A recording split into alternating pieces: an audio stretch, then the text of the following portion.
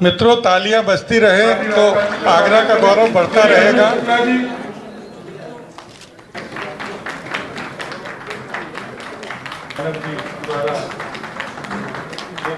Media की विश्वास के बारे में शायद ये दो लाइनें आए हुए पत्रकार बहनों और भाइयों, हमेशा राज्यपाल को जब बुलाया जाता है तब हम बुलाने वालों को एक आग्रह करते हैं कि भाई यहाँ मैंने क्या भाषण देना चाहिए, इसके बारे में आप कुछ हमको बताएंगे तो अच्छा होगा। तो भेजा नहीं कि मैंने क्या बोलना चाहिए, लेकिन अभी यहाँ आने के बाद उन्होंने मुझे 34 साल पुरानी श्रमजीवी पत्र आगरा का घोषणा पत्र दिया, और ये जब मैंने पढ़ा तो 34 साल के पूर्व के पत्रकार और आज के पत्रकारों में भी कितना अंतर है,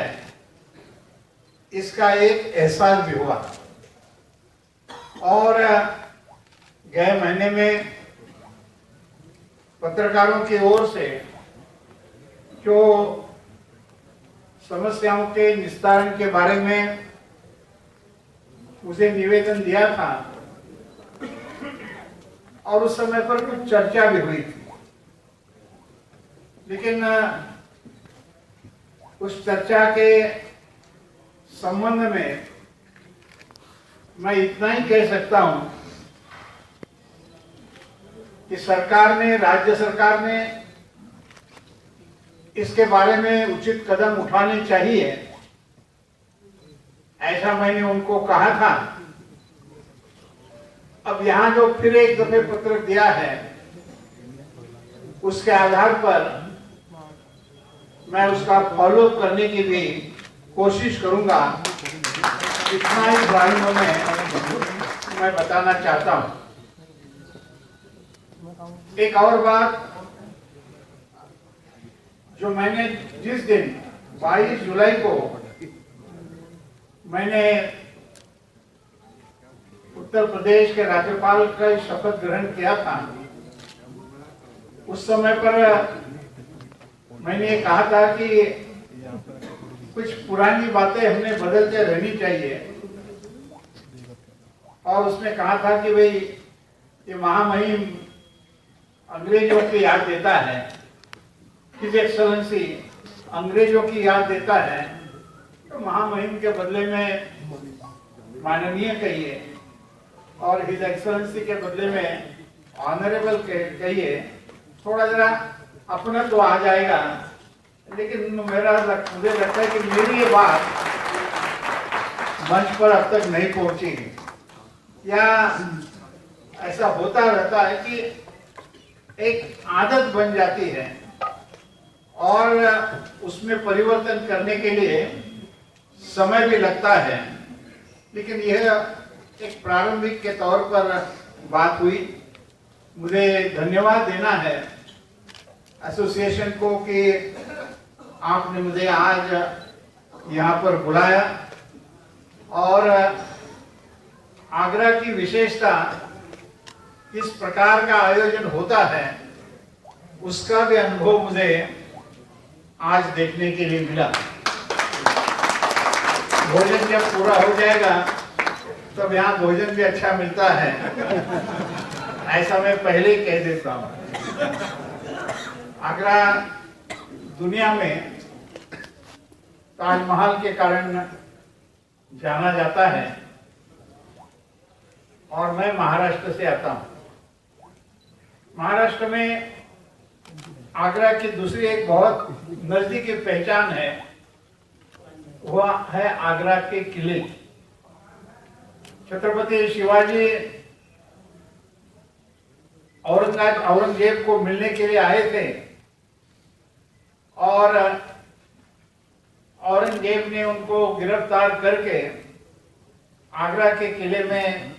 रखा था और फिर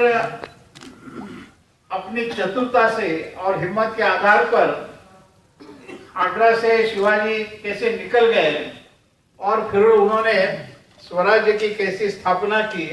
तो उसके कारण भी आगरा का एक अलग संदर्भ हम लोगों के, क्योंकि मैं महाराष्ट्र से हूँ, हमें ख्याल में आता है। जब मैं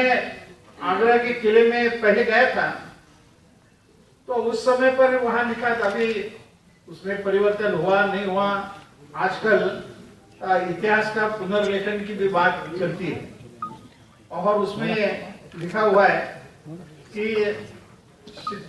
छत्रपति शिवाजी को उस समय पर बहुत गुस्सा आया कि मेरा अपमान किया गया, अवमानना की गई वगैरह वगैरह। लेकिन वहां बोर्ड में लिखा गया है कि छत्रपति शिवाजी को बहुत गर्मी के कारण वो क्या बेशुद्ध अनकॉन्शियस होने को हिंदी में क्या बेहोश, मेरी हिंदी मुंबई की हिंदी है, ख्याल में रखिए। कोई शब्द नहीं आया तो अंग्रेजी का शब्द मैं बताऊंगा और आप भाषांतर करके मुझे बता दीजिए, ज्यादा ऐसा नहीं होगा। लेकिन बेहोश हो गए, ये मेरे मन में उस समय पर आगरा की एक पहचान थी। लेकिन आज देश के आर्थिक, सामाजिक, सांस्कृतिक, राजनैतिक इस सारे विकास में पत्रकारों का एक बहुत महत्व का इस प्रकार का सहभाग होता है। अब वो सहभाग कौन से कारण होता है, किसके कारण होता है,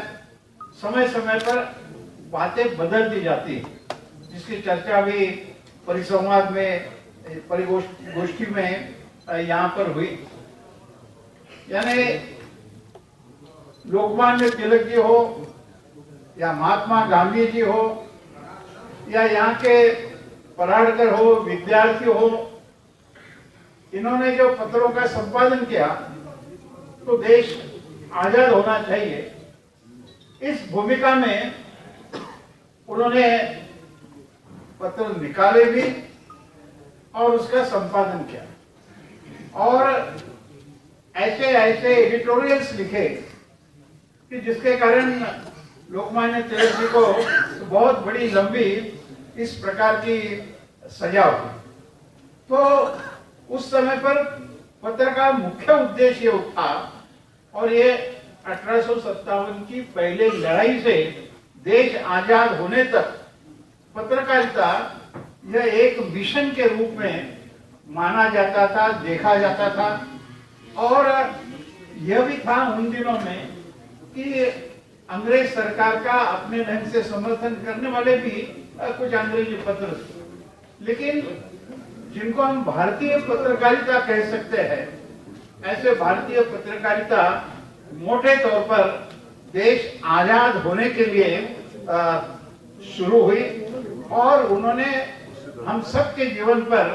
एक अमिट छाप छोड़ी। यानी ये होता था कि आज लोकमान्य तिलक जी ने क्या लिखा है, महात्मा गांधी जी ने इस समय के साप्ताहिक हरिजन में क्या लिखा है, महात्मा जी के, लोकमान्य तिलक जी के अग्रलेख पढ़ने, एडिटोरियल्स पढ़ने के लिए लोग अखबार लेते थे। आज ये भी कहा जाए